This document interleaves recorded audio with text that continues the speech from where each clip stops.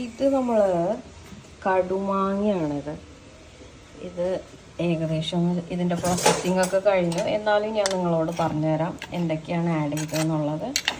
ഇതിനകത്ത് ഒരു ഇളം മധുരത്തിലുള്ള മാങ്ങയാണ്. അതായത് ഓവർ മധുരവും ആകരുത്, ഓവർ പച്ചപ്പും ആകരുത്. അങ്ങനത്തെ ഒരു മാങ്ങ. പിന്നെ മുളക് പൊടി, മഞ്ഞൾപ്പൊടി, പിന്നെ കുറച്ച് ഗരം മസാല വേണമെന്നുണ്ടെങ്കിൽ ആഡ് ചെയ്യാം. പക്ഷേ ഞങ്ങൾ ആഡ് ചെയ്തിട്ടൊന്നുമില്ല. ഞങ്ങൾ ജസ്റ്റ് മുളകും മഞ്ഞളും മാത്രം ഇട്ട് വേവിച്ചതാണ്. പിന്നെ കുറച്ച് ഷുഗർ ഇതിനകത്ത് ആഡ് ചെയ്ത് കൊടുക്കാം. അത് ഇതിൽ നല്ലൊരു ഹൈലൈറ്റ് ആയിട്ട് നിൽക്കും. കുറച്ചൊരു പഞ്ചസാര. ഓക്കെ, അപ്പോൾ ഇത് നമുക്ക് ഇതിൻ്റെ ലാസ്റ്റ് സ്റ്റേജ് ആയിട്ടില്ല. ഇത് നമ്മൾ ജസ്റ്റ് ഒന്ന് ബോയിൽ ചെയ്തെടുത്തു, നന്നായിട്ട് വേവിച്ചെടുത്തിട്ടുണ്ട്. മാങ്ങയും മുളക് പൊടി, മഞ്ഞൾപ്പൊടി, കുറച്ച് പഞ്ചസാര, പിന്നെ കുറച്ച് വെളിച്ചെണ്ണ നമ്മൾ ലാസ്റ്റിലാണ് ആഡ് ചെയ്യുന്നത്. എന്നാലും കുറച്ച് വെളിച്ചെണ്ണ വേണമെന്നുണ്ടെങ്കിൽ ആഡ് ചെയ്യാം. നമ്മൾ കുറച്ചൊരു വെള്ളത്തിലാണ് ഇത് വേവിച്ചെടുത്തേക്കുന്നത്. ഓക്കെ, ഇനി നമ്മൾ കടുക് വറുത്ത് ഒരു ലാസ്റ്റ് ടച്ചപ്പ് ഉണ്ട്. അതുകൂടെ അതിൽ കടുമാങ്ങ റെഡിയാണ്.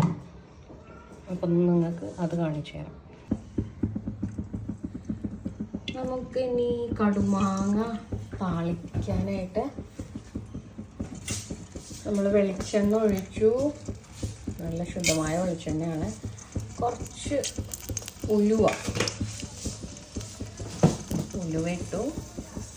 ഈ ഉലുവ കുറച്ച് ബ്ലാക്ക് കളറാണ്, ബ്ലാക്ക് അല്ല, ഒരു ബ്രൗൺ ഷെയ്ഡാവണം.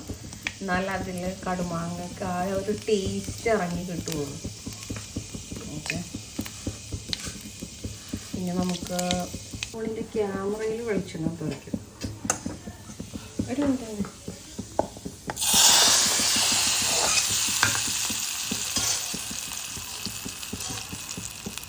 ഇപ്പോൾ നമ്മൾ ലാസ്റ്റ് ടച്ചപ്പ് ആയിട്ടുള്ള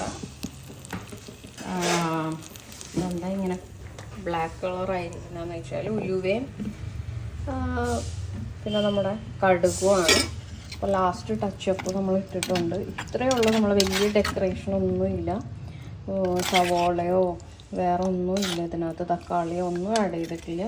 വളരെ സിമ്പിളായിട്ടുള്ള ഒരു കടുമാങ്ങയാണ്. ഉണ്ടോ, നല്ല ടേസ്റ്റി ആയിട്ടുള്ള കടുമാങ്ങയാണ്. നിങ്ങളെല്ലാവരും ഒന്ന് ട്രൈ ചെയ്ത് നോക്കണം. ഇതിൻ്റെ ഫസ്റ്റ് റെസിപ്പി മുതൽ ഞാൻ ഒന്നുകൂടെ കാണിക്കുന്നതാണ്. അപ്പോൾ നിങ്ങൾക്ക് എല്ലാവർക്കും ഇഷ്ടമായെന്നുണ്ടെങ്കിൽ എൻ്റെ ചാനൽ സബ്സ്ക്രൈബ് ചെയ്യുക, ലൈക്ക് ചെയ്യുക. Okay, by.